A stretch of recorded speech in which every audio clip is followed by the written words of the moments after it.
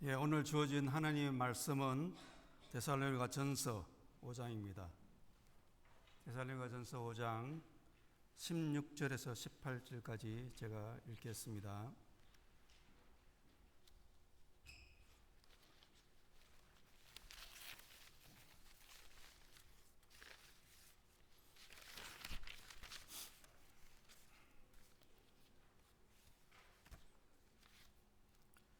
항상 기뻐하라. 쉬지 말고 기도하라. 범사에 감사하라. 이는 그리스도 예수 안에서 너희를 향하신 하나님의 뜻이니라. 제가 한번 더 읽겠습니다. 항상 기뻐하라. 쉬지 말고 기도하라. 범사에 감사하라. 이는 그리스도 예수 안에서 너희를 향하신 하나님의 뜻이니라. 아멘. 오늘은 미국과 캐나다가 범국가적으로 시행하는 추수감사절 바로 전 주일입니다. 캐나다 영토에서는 10월에 두 번째 월요일이라고 합니다. 추수감사절을 기념하고요. 또 우리가 거주하는 미국에서는 11월 넷째 주 목요일에 추수감사절을 실행하고 있습니다. 이 추수감사절의 절이 비록 범국가적으로는 미국과 캐나다에서 실행이 되고 있지만은 아직 지금은 좀 다른 나라로 많이 퍼지고 있습니다. 남미 국가 중에도 이 추수감사절 예배를 하는 교회들이 있는데 아마 미국 선교사님들이나 아마 한국 한인 선교 사람들이 이것을 많이 전파를 하신 게 아닌가 생각을 합니다. 그런데 실제로 이 추수감사절 절기를 지키고 또는 예배를 하고 하는 그 축하 그 행사의 기운을 아는 사람은 적습니다. 우리는 미국에 살기 때문에 그 전통을 잘 아는 바이지 하지만은 다시 한번 상기하는 것이 필요하겠습니다. 매사추세츠 주의 플리머스라는 곳에 1920년 영국에서 메이플라워라는 배를 타고 미국에 정착한 한 그룹이 있는데 그들이 바로 청교도라고 부르는 필그림이었습니다. 현재 그 플리머스시 인근에 상륙을 해서 그 필그림으로부터 이루어진 그 한 정착지, 콜로니를 만들었습니다. 그런데 도착할 때가 거의 이제 가을이 저물고 겨울이 올 때이기 때문에 그 익숙하지 않는 환경에서 추위와 또 식량이 좀 부족하고 또 질병 등으로 인해서 그의 겨울만 해도 정착민의 거의 한 40%, 45%가 죽고 말았습니다. 그런데 이제 거기 원래 이제 원주민들이 인디안들이 여러 지파를 이뤄서 살고 있지 않았습니까? 근데 그 인디안 지파들이 처음부터는 정착민들에게 그들의 개입하지 않고 저 사태를 좀 멀리서 주시하고 관망을 했답니다. 그런데 어느 날 현재 그 메인주에 위치하는 그 지역에서 그 필그림들에게 서투른 영어로 인디안 지파가 다가와서 좀 이렇게 대화를 나누고 또 그들이 살고 있는 것을 시찰을 하고 돌아갔는데 얼마 후에 또 다른 영어를 잘하는 어떤 청년을 데리고 와서 더 깊이 있게 대화를 했다고 해요. 근데 그 사람이 이름이 스퀀트라는 사람인데 영어를 잘하는 이 청년은 영국인에 납치되어서 유럽으로 갔다가 거기서 이제 좀 교육을 받고 다시 배를 타고 아메리카 대륙으로 와서 통역으로 많이 일을 했다고 합니다. 그런데 이제 인디언들은 이 필그림들에게 농경과 낚시하는 법, 어업 기술을 전수하고 그들이 살 수 있도록 이렇게 많이 여러 가지 기술들을 제공을 했다고 합니다.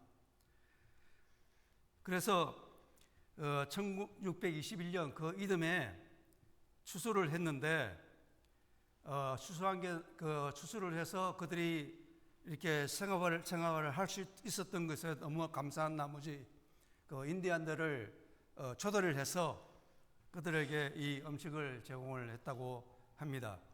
그 인디안 부족 이름이 완파노그라는 그런 부족인데 그들을 초대하고 식사하고 무엇보다도 하나님께 감사를 드렸다고 합니다.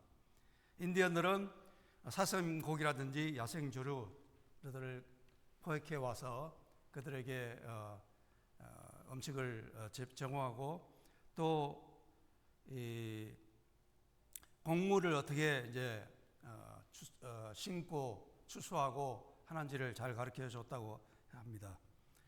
그래서 참 이 추수감사절의 유래가 된 그날 모임은 미국의 역사적으로 굉장히 중요한 일이었기 때문에 본래 이제 그 Day of Public Thanksgiving이라고 해서 1789년도에 조지 워싱턴 대통령이 선포를 했고 그 다음에 이제 의회에서 그것이 통과됐다고 합니다. 그런데 이제 남북 전쟁이 한참이던 1863년 훨씬 후죠. 아브라함 링컨 대통령이 11월 마지막 목요일을 국경일로 추수감사절로 하고 국경일로 선포를 하여서 이제 그 날짜가 11월 마지막 넷째 주 목요일로 정해진 것이죠. 미국 사람들은 대부분 가족 단위로 가정에 모여서 친면조를 잡아서 함께 식사를 합니다. 모임의 주된 목적은 하나님께 감사하는 것이죠. 이 추수감사절에서 하나님께 감사하는 것이 빠지면은 그야말로 명목상 이름만 있는 것입니다. 오늘은 상황이 많이 바뀌어졌죠. 물론 전통적인 절기 음식을 먹고 그 다음에 가족들을 초대하고 함께 모여서 서로 사랑과 우애를 다지는 날이지만은 실제로는 하나님께 감사하는 문제가 많이 빠져 있는 것을 결여된 것을 발견하게 됩니다. 하나님께 감사하며 참된 신앙적 자유를 주신 그리고 그 터전이 되는 미국에 대한 하나님께 감사하고 예배하며 믿음 생활을 다시자 하는 그런 의미가 좀 많이 희석이 된 거죠. 뿐만 아니라 추수감사절 다음 날인 25일 블랙 프라이데이에 많이 사람들이 관심이 집중되어서 그때부터 또 이 크리스마스 쇼핑 시즌까지 너무 과소비하는 그런 2주의 절기로 변질이 되고 있습니다. 저희는 믿음을 가진 신자들이기 때문에 이 땡스기빙 데이는 정말 우리가 이 하나님께 예배하고 감사하는 것을 잊지 말아야 하는데 반면에 또 아메리카 대륙의 원주민들의 혈통을 이어받은 사람들은 후손들의 입장에서는 이날을 국가 애도의 날이라고 이렇게 부른답니다. 그래서 1975년부터 언땡스기빙 데이라고 그렇게 지칭을 한대요. 그건 좀 반추수감사절이죠. 실제로 원주민들 중에서 강경파들은 독립을 요구하면서 1969년부터 1년 동안 샌프란시스코 인근에 있는 알카트라스 그 섬을 점거를 해서 농성을 벌였다는 그런 기록도 있습니다. 그래서 참 이런 현실 가운데 안 믿는 사람들은 아주 땡스기빙의 뜻의 의미를 모르고 또 이런 실제로 원주민 강경파들은 언땡스기빙이라는 대의로 지칭해서 이날은 자기들의 오히려 국가적으로 또는 원주민적으로는 애도의 날이다 해서 그것을 좀 반대하는 그런 경향이 있는데 저희들은 이 날을 좀 더 미국에 살면서 어떻게 해서 믿음의 신앙생활을 자유롭게 하기 위해서 핍박이나 그런 구애를 받지 않고 또는 이 반대 세력에게 굴하지 않고 믿음으로 살겠다는 그런 각오와 결심을 가질 수 있었는지 그것을 배우면서 실제적으로 우리가 정말 하나님께 감사하며 사는 우리들이 되기를 바랍니다. 오늘 말씀해 보시면은 16절부터는 항상 기뻐하라 또는 쉬지 말고 기도하라 또 범사에 감사하라 그 말씀이 있는데 오늘은 그 18절 말씀에 초점을 두어서 범사에 감사하라 이는 그리스도 예수 안에서 너를 향하신 하나님의 뜻이라 한 것에 맞추겠습니다. 우리 그리스도인들은 또 하나님의 교회는 참 이 하나님께 감사할 일이 너무 많습니다. 로마서 1장 21절에 보시면은 사람들이 하나님을 알되 하나님을 영화롭게도 아니하고 감사하지도 아니하고 오히려 그 생각이 허망해져서 미련한 마음이 어두워졌나니 했습니다. 하나님께서 이 로마서 말씀에 의하면은 사람들에게 벌써 하나님을 알게 할 수 있는 알도록 계시를 해 주셨다는 것입니다. 그것이 자연적인 계시가 되든 이 만물의 생태를 봐서 그 원리와 그 흐름을 통해서 하나님을 알게 되든 또는 인간 본래의 그 심성의 영적인 면을 주셔서 하나님을 찾게 하는 마음을 주셨던 하나님께서는 예수 그리스도를 이 땅에 보내시기 전부터 사람들에게 어느 정도는 하나님을 알게 하셨다는 것입니다. 그런데 사람들은 어떠죠? 하나님을 영화롭게 하지 않았다고 했습니다. 즉 하나님께 모든 영광을 돌리고 하나님 위주의 중심적인 생활을 하지 않았다는 것이죠. 그래서 하나님을 영화롭게 하지 않았기 때문에 감사하지도 않았고 그 영화롭게 하지 않다고 감사하지 않다는 것을 거의 동급해 봅니다. 하나님께 감사하는 건 그만큼 하나님을 영화롭게 한다는 말이 된다는 것이죠. 그 반대로 그 생각이 허망하여지며 결과적으로는 마음이 미련해지고 어두워졌다고 했습니다. 지금도 하나님을 알지 못하는 사람들은 마음이 어두운 가운데 그 암흑 가운데 흑암 가운데 간다는 말씀입니다. 그 불신자의 특징이죠. 하나님께 감사하지 않는 것이죠. 하나님을 모르는 사람들은 하나님을 알되 하나님을 영화롭게 하지 않고 감사하지 않는 사람들은 어떻게 그게 하나님으로부터 온 것인지 감사를 할 수가 있겠습니까? 사람들이 성취를 이루고 트로피를 획득하고 무슨 타이틀을 획득하고 무슨 많은 것을 쌓아가지만은 불신자들은 그것을 통해서 하나님께 영광 돌리지 않습니다. 하나님께 감사 드리지 않습니다.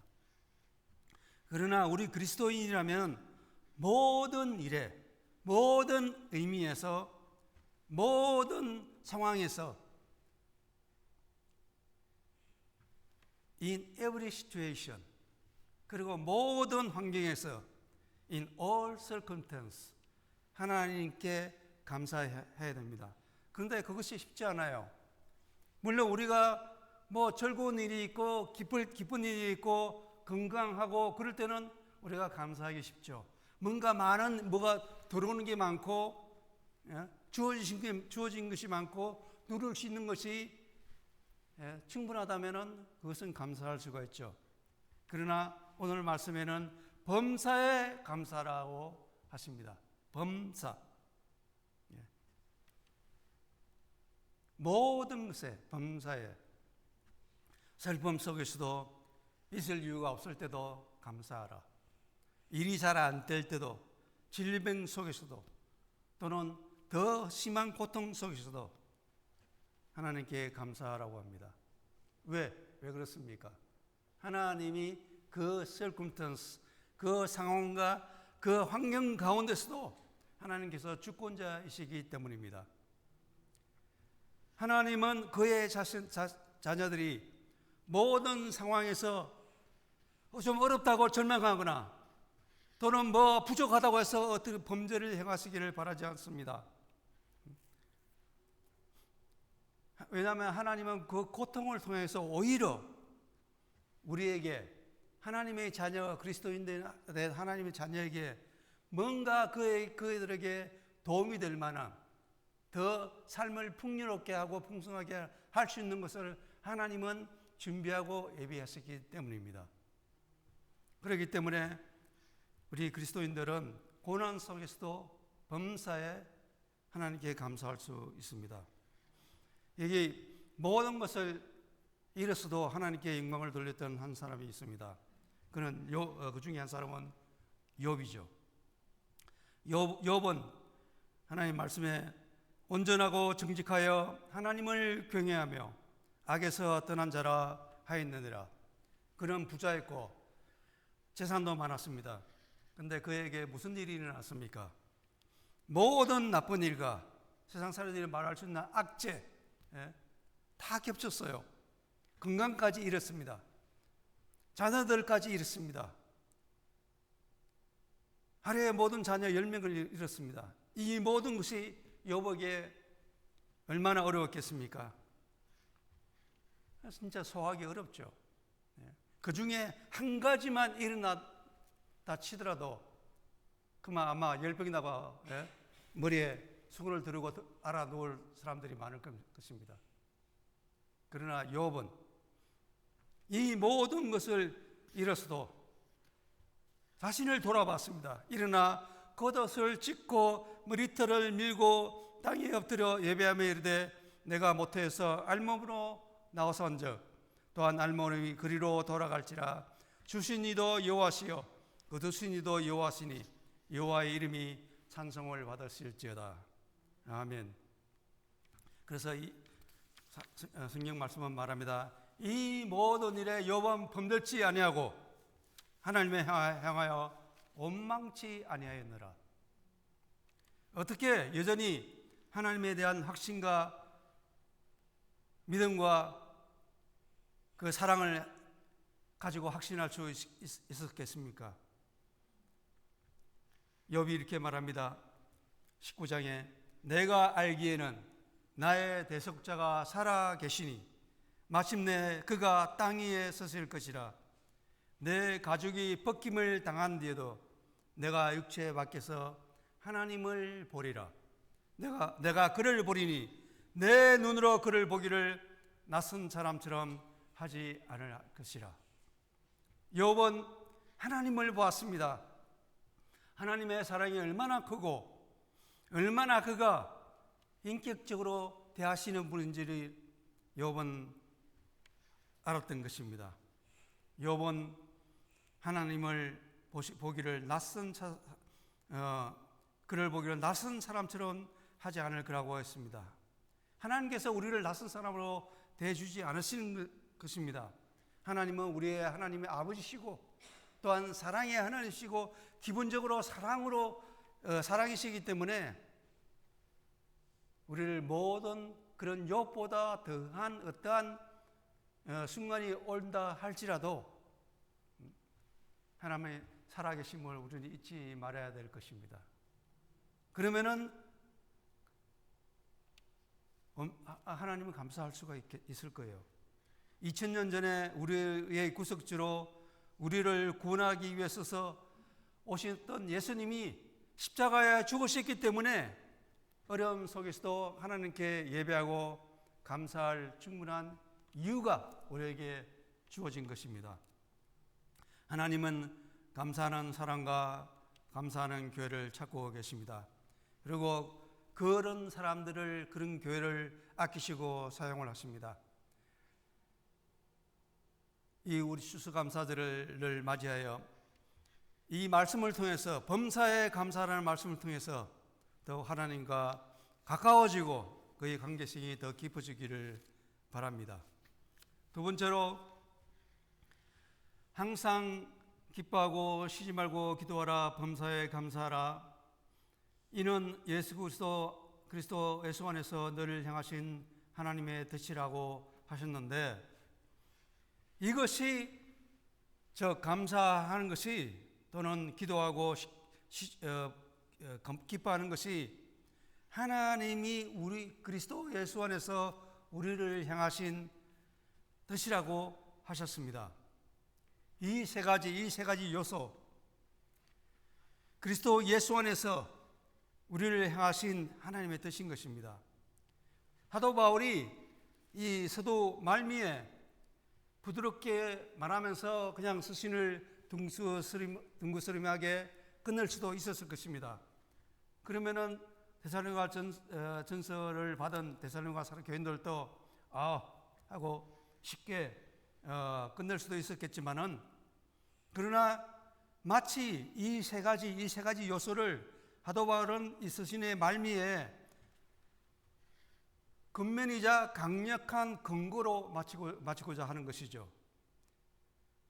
항상 기뻐하라, 쉬지 말고 기도하라, 범사에 감사하라.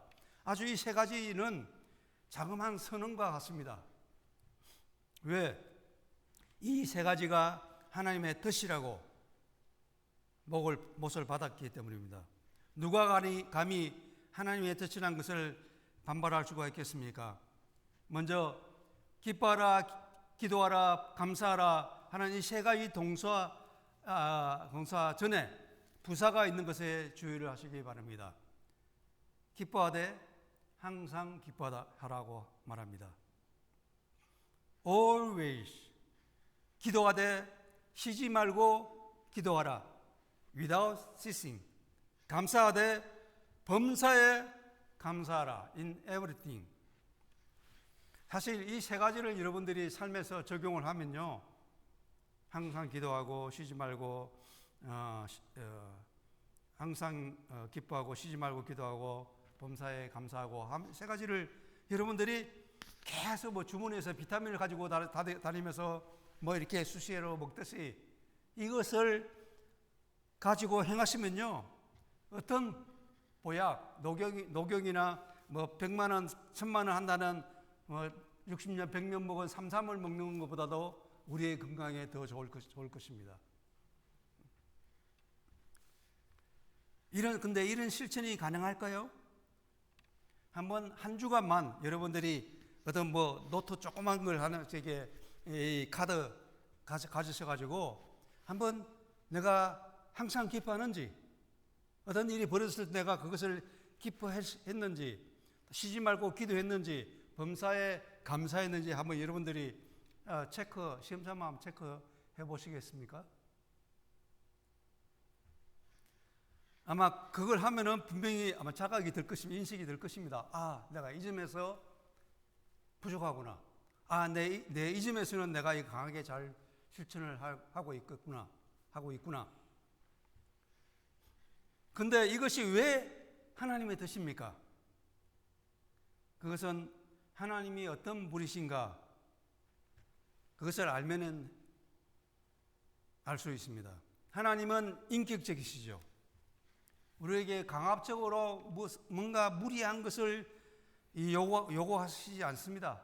뭔가 안 될 일을 우리에게 억지로 맡겨서 이것을 해야만 해 하고 그러시지 않으시는 것입니다.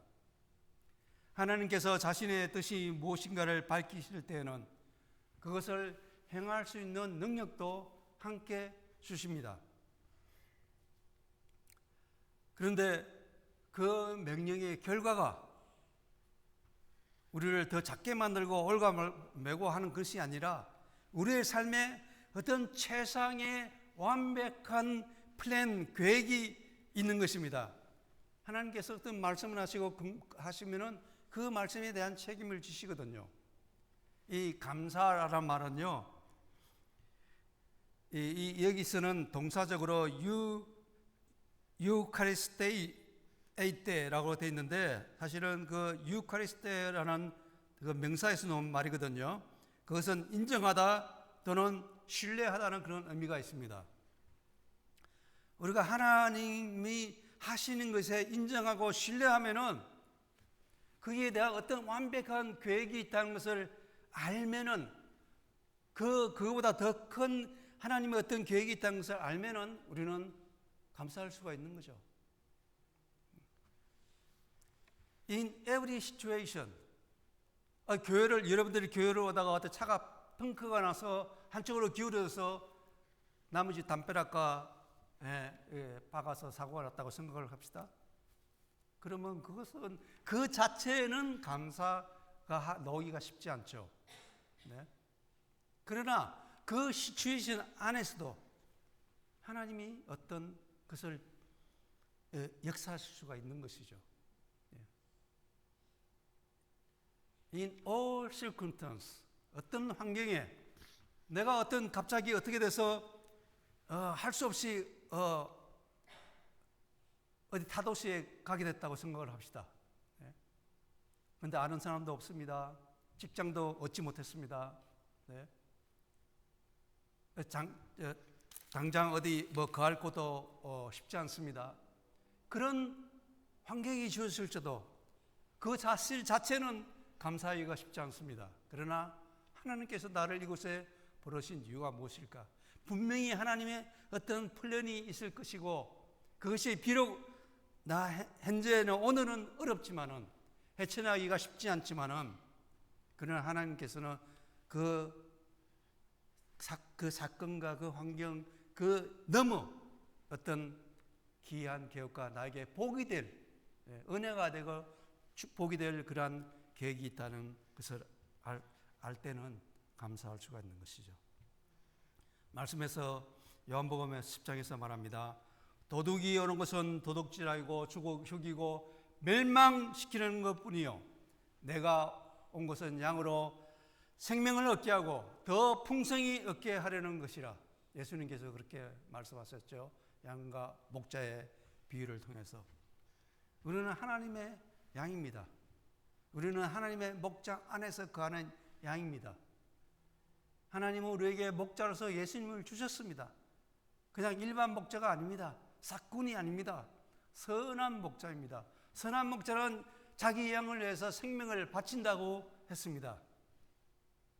사탄이 오는 것은 도둑질하고 죽이고 멸망시키려는 것이요, 그러나 예수님이 오신 것은 선한 목자로서 생명을 주고 그 생명을 더욱 풍성하게 하려 하심이라고 했습니다.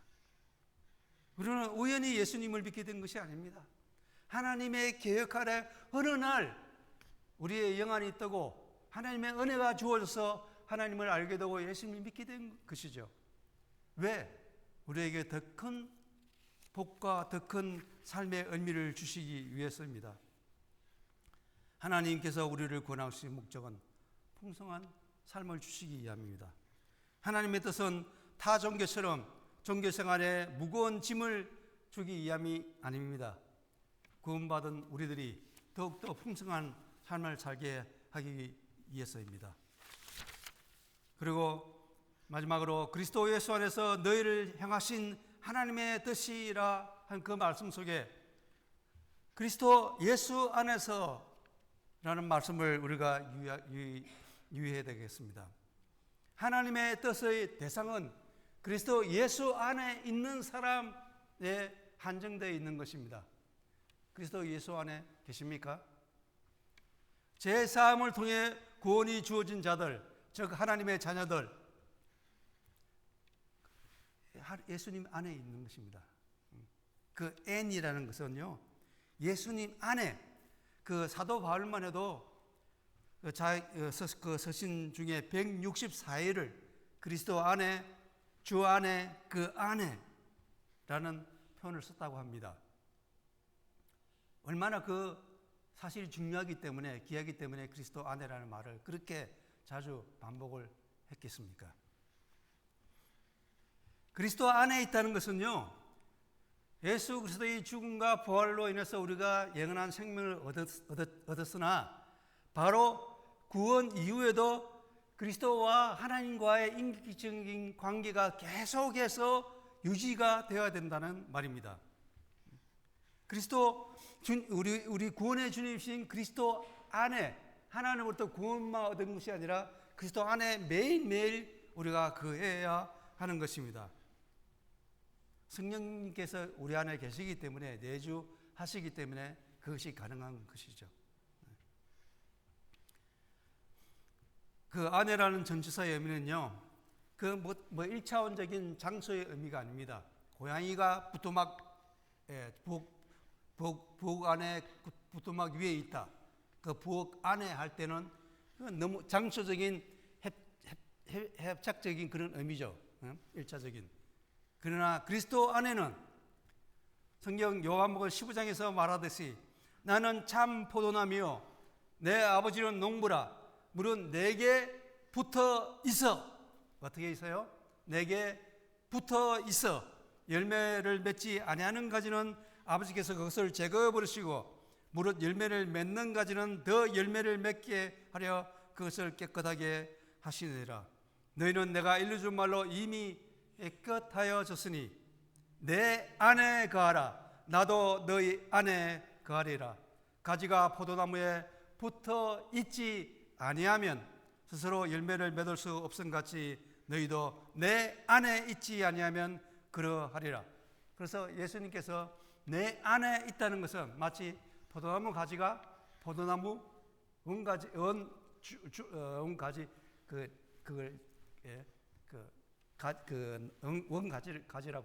할 수 있겠죠. 거기에 붙어 있어야만 예수님 안에 있는 것입니다. 형태만 포도나무 가지가 아니에요. 그렇죠? 생명의 원줄이진 그 가지, 그 원가지 예수님 안에 착 밀착되고 붙어 있어서 그 예수님의 생명과 예수님의 은혜를 받아야만 예수님 안에 있는 것입니다.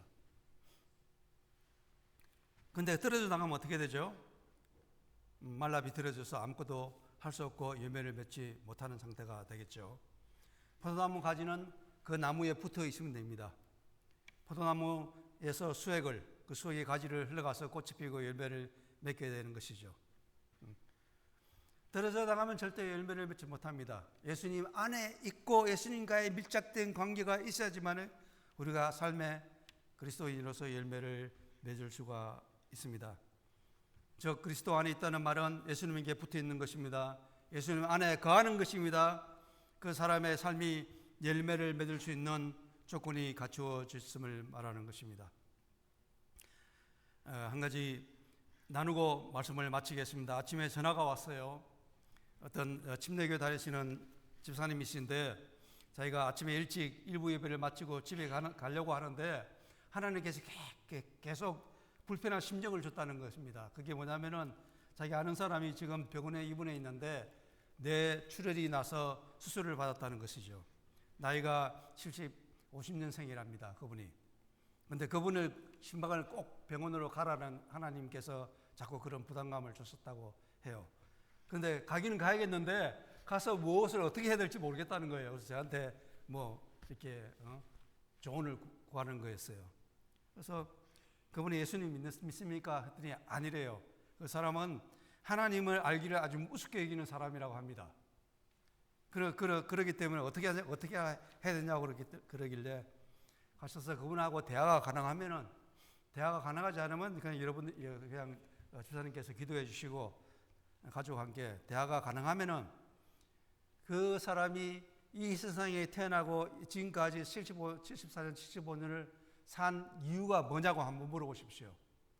그 이유는 바로 하나님을 알도록 살게 하셨다는 것을 알게 해주십시오. 하나님을 알고 예수 그리스도를 알고 예수 그리스도를 믿고 예수님께서 주시는 생명을 받기 위해서 살게 하셨다는 것을 알게 해달라고 이렇게 말했습니다. 그리고 두 번째로는 언제든지 하나님의 전에 갈 준비가 되어 있도록 말해주려고 했습니다. 예수님의 구주를 영접하고 그 뜻대로 살겠다는 그런 자백과 헌신을 얻을 수 있도록 하라고 했습니다. 그리고 또 하나님이 은하시면은 또 치유를 허락해 달라고, 치유의 은혜를 허락해 달라고 간구하라고 말해줬습니다. 우리 신자는요, 컨버전 된 사람이잖아요. 한국말로는 회심이라고 그러지 않습니까? 컨버전, 회심한 사람입니다. 회심이라는 것은 마음을 이렇게 돌이키다, 마음을 뒤바꾸다는 그런 뜻이 아닙니까?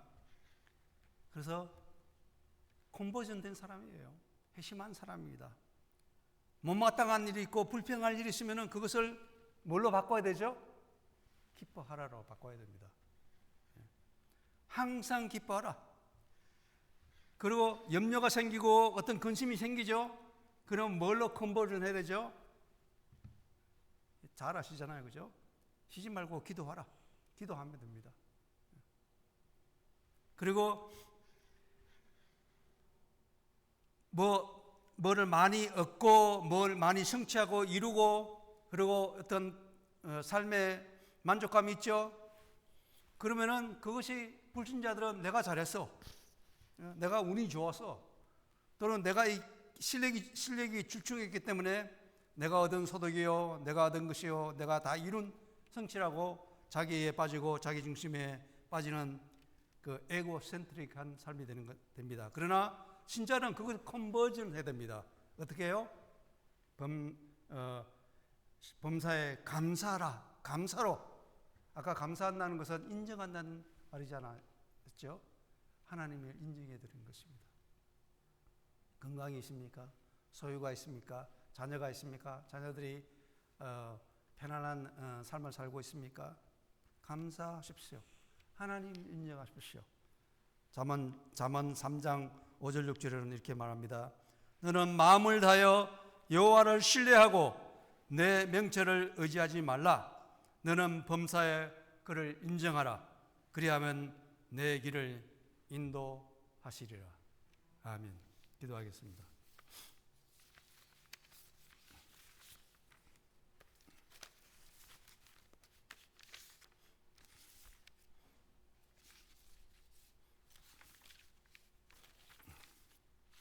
사랑의 아버지 하나님, 예수님이 아니었다면 지옥 불문하셔서 영원히 나오지 못하고 그 형벌 속에 고통 속에 살 수밖에 없는 저희였습니다. 그러나 예수 그리스도를 보혈을 통해서 우리를 구원해 주시고 하나님의 자녀로 삼아 주시고 천국 백성이 되게 하심을 감사합니다. 그 크신 은혜를 어찌 다 표현할 수 있겠습니까? 하나님의 긍휼하심을 누구나 다 있는 것이 아닌데 불쌍히 여겨주신 하나님 아버지의 은혜를 감사를 드립니다. 세상은 진화론과 하나님을 반영하는 지식들을 추구하며 자기 중심적으로 살고 있습니다. 또 구원의 길은 여러 길이 있다고 하는 왜곡된 사상에 물들었습니다. 하나님, 창조주 하나님을 알 수 있는 지각을 주었지만 그러나 하나님을 외면하고 살고 있는 저들을 불쌍히 여기시고 주여 그들도 주님 성령의 역사로 말미암아 구원해 주시옵소서. 저희들은 오직 예수 그리스도만 붙잡고 살아갈 수 있도록 인도해 주시옵소서. 인내하지 못함으로 인한 불평과 분노를 쏟아내므로 하나님의 의를 이루지 못하고 막는 행위를 버리게 하옵소서. 하나님의 거룩함을 이루는 온전한 자녀가 되도록 도와주시옵소서. 예수 그리스도는 우리의 주이십니다. 예수 그리스도는 우리의 목자이십니다. 항상 어떠한 상황 속에도 감사하며 성령 충만케 하셔서 언제 어디서든 어떠한 상황에서도 평안함을 유지할 수 있도록 도우소서.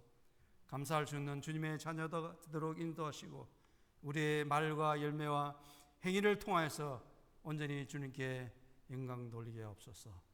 아멘. 예수님의 이름으로 기도합니다. 아멘.